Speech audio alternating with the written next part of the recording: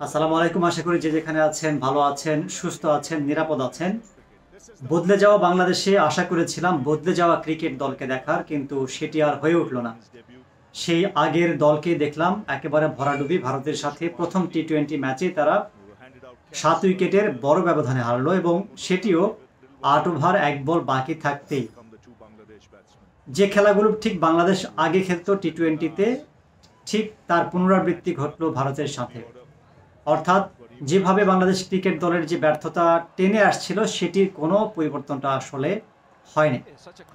ভারতের মতো শক্তিশালী নাম্বার ওয়ান দলের সাথে বাংলাদেশ জিতবে সেটি কিছুটা আশা করলেও বেশিরভাগ ক্ষেত্রে কিন্তু আমরা যারা ক্রিকেটটা মোটামুটি ফলো করি, আমরা হয়তো সে আশা করিনি। কিন্তু মোটামুটি একটা সম্মানজনকভাবে খেলা সেটি তো প্রত্যাশা করাই যায়, কারণ ভারতের এই দলটাও একেবারে নতুন। বিশেষ করে দুজন খেলোয়াড়ের, নিতেশ রেড্ডি এবং মায়াঙ্ক যাদব, তাদের অভিষেক হয়েছে, এবং এই দলটাতে কিন্তু সূর্যকুমার, স্যামসন আর হার্দিক ছাড়া সবাই অলমোস্ট নতুন।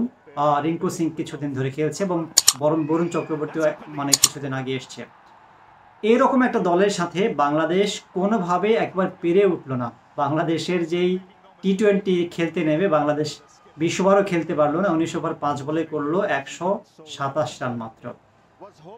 এটি আসলে বড় যেটি ভরাডুবি দেখা দিয়েছে সেটি হচ্ছে যে বাংলাদেশ নেমে শুরু থেকেই মানে ভেবেছে যে চড়াও হয়ে খেলতে হবে, একেবারে উল্টাপাল্টা শট সিলেকশনে কোনো একেবারে ধারে কাছে নেই। মানে এই ভারতের যে বোলাররা এসেছে সে বোলাররা উইকেট পেয়েছে, শুধুমাত্র নিতেশ রেড্ডি যিনি অলরাউন্ডার তিনি উইকেট পাননি। তাছাড়া সবাইকে উইকেট দিয়েছে। আর যে দলটা নতুন দল এলো, বাংলাদেশ দলেও বেশ কয়েকজন নতুন এসেছে, কিন্তু ওই একই খেলার পুনরাবৃত্তি, শর্ট সিলেকশনে ঘাটতি, কোনো রকমের মানে গ্যাপ বের করে মারার যে প্রবণতা সেটি নেই। পুরো কনফিডেন্সের একটা ব্যাপক অভাব আমরা লক্ষ্য করেছি। অর্থাৎ শুরু থেকে মেরে খেলতে হবে এরকম একটা টেন্ডেন্সি। আরে ভাই, মানে ৭-৮ রান করে যদি অ্যাভারেজ একটা থাকতো তাহলেও তো ১৬০-১৭০ হতো, যেটি একটা ডিসেন্ট টোটাল হতো। ভারতের কাছে হয়তো তারা একটু দেখে শুনে খেলতে পারতো, কিন্তু মাত্র ১২৭ রান, মানে শুরু থেকেই খেলে ২০ ওভার যাতে খেলা না যায় সেরকম একটা মনে হয় যে তাড়াহুড়া করে ব্যাটাররা নেমেছেন। এতে করে যে বড় প্রবলেমটা হচ্ছে, টেস্ট সিরিজটাও চরম ভরাডুবি হয়েছে, টি-20টাও মানে প্রথমটা ভরাডুবি দিয়ে শুরু হয়েছে। এমনিতেই ভারতের মতো শক্তিশালী দল, বিশেষ করে প্রতিবেশী দেশ হলেও কিন্তু বাংলাদেশের সাথে খুব একটা খেলতে চায় না তারা। সেটি ক্রিকেটীয় কারণে হোক বা নানা কারণে তারা খেলতে চায় না। এবং বাংলাদেশ তো ভারত সফরে একেবারে মানে হাতে গোনা দু একবার গিয়ে খেলেছে, কারণ তারা জানে যে বাংলাদেশের সাথে খেললে তাদের প্রতিদ্বন্দ্বিতা হয় না, এবং সেটিকে তারা খুব একটা গুরুত্ব মনেও করে না। এভাবে যদি ধারাবাহিকভাবে বাংলাদেশ খারাপ খেলতে থাকে, তাহলে বাংলাদেশকে আগে যে নেগলিজেন্সি করা হতো সেটি করা হবে।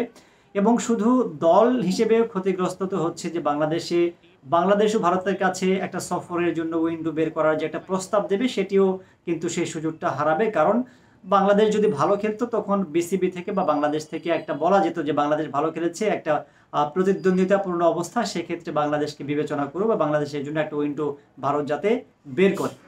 আর পাশাপাশি ব্যক্তিগত পারফরমেন্সে এখানে কিন্তু একটা বড় সুযোগ ছিল। আইপিএলে কিছুদিন পরে অকশন শুরু হবে আইপিএলের।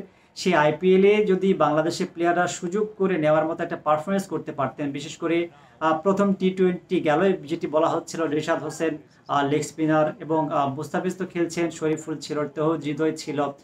একটা ভালো ইনিংস বা ভালো পারফরমেন্স করলে হয়তো ফ্র্যাঞ্চাইজিগুলোর নজরে পড়তে পারতো, এবং সেখান থেকে হয়তো দু একজন প্লেয়ারকে তারা পিক করলেও করতে পারতো। কিন্তু যে ধরনের মানে পারফরমেন্স প্রথম টি-20তে হয়েছে, এবং আর মাত্র ২টি টি-20 বাকি আছে, সেখানে যদি এরকম পারফরমেন্স হয় তাহলে বাংলাদেশের হয়তো একজন সাকিব বা একজন মুস্তাফিজ ছাড়া আইপিএল আমরা খুব বড় কাউকে দেখবো না, বা সেই সুযোগ নেই। অর্থাৎ বড় একটা সুযোগ কিন্তু একটা ছিল বাংলাদেশের প্লেয়ারদের জন্য। এখন অনেকেই বলছেন যে কোচ, আমিও অনেক সময় সমালোচনা করি হাতুড়ি সিংকে, কোচ বদলালে বাংলাদেশের অবস্থানটা পরিবর্তন হবে। আসলে আমার কাছে এই জায়গাটা খুব একটা মনে হয় না। বাংলাদেশের প্লেয়ারদের মানসিকতার একটা বড় সমস্যা, যে যে খেলতে নামে যে বলটা মারতে চায়, সে বলটা যে জায়গারই বল হোক না কেন, সে বলটাকে তাকে মারতেই হবে, এবং সেটি যেখানেই পড়ুক না কেন। এই যে একটা মানসিকতা, এটি আসলে না বদলালে, টেকনিকের জায়গা যদি বলি, বা সেই জায়গায় মানসিকতা পরিবর্তন না হলে কোচ বদলালেও আমার মনে হয় খুব একটা পরিবর্তন হবে না।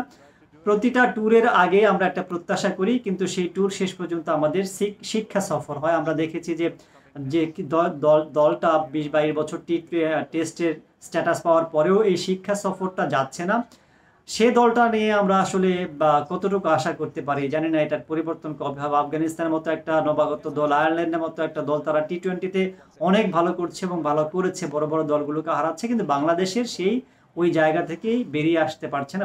বাংলাদেশ বরং আফগানিস্তান, কানাডা বা আয়ারল্যান্ডের মতো দলগুলোর কাছ থেকে, নেদারল্যান্ডসের মতো দলগুলোর কাছ থেকে হেরে যাচ্ছে। এটির জন্য আসলে শুধু বোর্ড পরিবর্তন বা পাপন গেছে, ফারুক ভাই এসছে, অনেকের সময় তো দেওয়া দরকার। কতটা পরিবর্তন, কে আসলে পরিবর্তন করতে পারে বাংলাদেশকে এখন, সেটি খুঁজতে হবে। কারণ এই শিক্ষা সফর দেখতে দেখতে আমরা দর্শকটা একবার ক্লান্ত হয়ে পড়েছি। আলোচনা ভালো লাগলে লাইক কমেন্ট শেয়ার করুন, না লাগলে সমালোচনা করুন। অনুগ্রহ করে খারাপ মন্তব্য করবেন না। সবাই ভালো থাকবেন। আসসালামু আলাইকুম।